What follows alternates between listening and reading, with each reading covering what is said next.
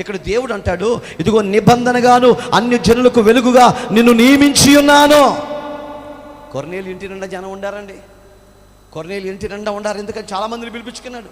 చాలామంది వచ్చారు పరిశుద్ధమైన దేవుని మాటలు వినిపించాలి. అయితే అపోస్తల కార్యము మనం చూద్దాం 10:29. కాబట్టి నన్ను పిలిచినప్పుడు అర్థమేమీ చెప్పక వచ్చితినని గనుక ఎందు నిమిత్తం నన్ను పిలువు నంపితివో దాని గురించి అడుగుచున్నానని వారితో చెప్పాడు. పేతురు అడుగుతున్నాడు, ఎంతకు నన్ను ఎందుకు పిలిపించావయ్యా? వీళ్ళందరిని తీసుకొచ్చావు, కూర్చోబెట్టావు, చుట్టాలను పట్టాలు మొత్తం తెచ్చావు, ఎంతకు నన్ను ఎందుకు పిలిపించా?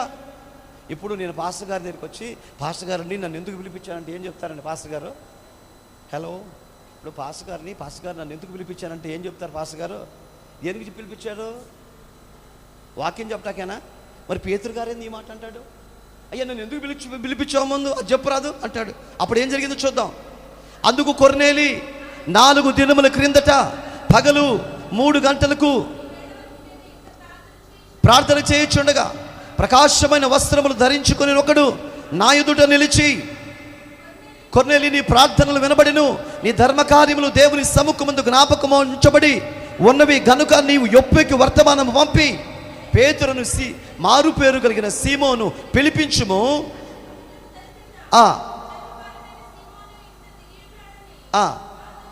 నాతో చెప్పాను, వెంటనే నేను నిన్ను పిలిపించి తిని నీ వచ్చినది మంచిది.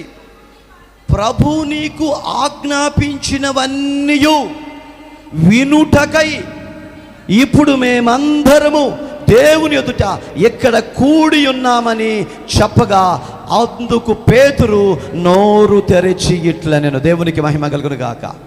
కొర్నేలి అంటున్నాడు, అయ్యా నీ నోట నుండి వచ్చే విలువైన మాటలు, నా దేవుడు మాకు ఏ ఆత్మ సంబంధమైన మాటలు చెప్పబోతున్నాడో ఆ మాటలు చెబుతుంటే మేము వినాలని ఆసక్తి కలిగి ప్రార్థన చేస్తూ మేమందరూ నీ కొరకు ఎదురు చూస్తున్నామని పేతురు గారికి జ్ఞాపకం చేస్తే అప్పుడు పేతురు గారు నోరు తెరిచి మాట్లాడుతున్నాడు. అంటే ఏమంటున్నాడు?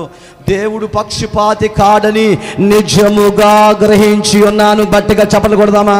హల్లెలూయా. ఇందాక కోడి కూసినప్పుడు కాస్త మార్పు వచ్చింది, ఇప్పుడు పూర్తిగా మార్పు వచ్చిందండి. రెండో స్టెప్ కూడా మార్పు వచ్చింది. దేవుడు పక్షపాతి కాదు, ఒక జాతిని ప్రేమించేవాడు కాదు, ఒక కులాన్ని ప్రేమించేవాడు కాదు, ఒక రంగును ప్రేమించేవాడు కాదు, ఒక వంశమును ప్రేమించేవాడు కాదు.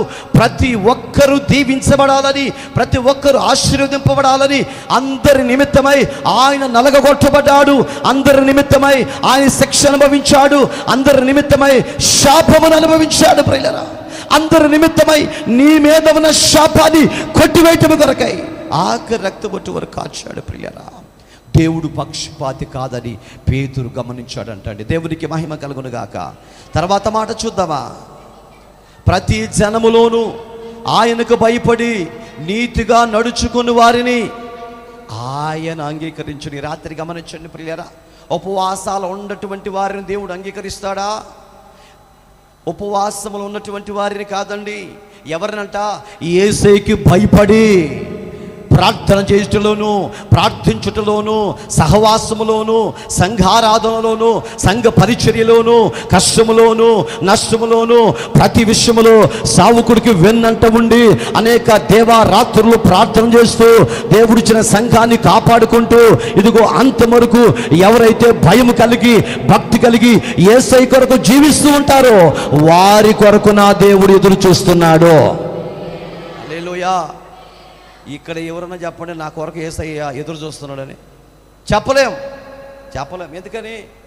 మన భక్తి వెంటనే గుర్తు వస్తుంది, మన భక్తి పరిమాణం వెంటనే గుర్తొచ్చింది. ఎన్నిసార్లు నా దేవుని మోసం చేసావో.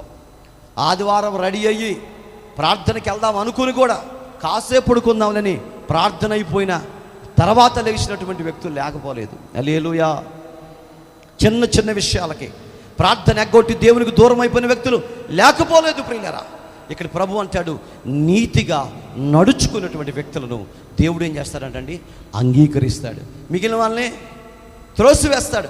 త్రోసివేసే గుంపులో ఉండకూడదు, దేవుని చేత అంగీకరింపబడే గుంపులోనే ఉండాలి.